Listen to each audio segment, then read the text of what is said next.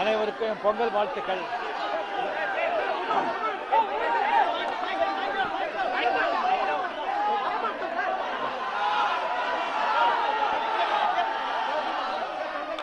அனைவருக்கும் என்னுடைய பொங்கல் நல்வாழ்த்துக்கள்.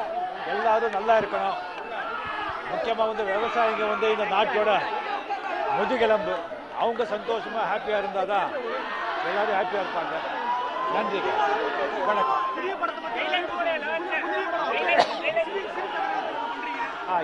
ஏப்ரல் ஸ்டார்ட் ஆகுது ஷூட்டிங். கமர்ஷியல் என்டர்டைனிங் பிக்சராக இருக்கும். இண்டியன் பிக்சராக இருக்கும்.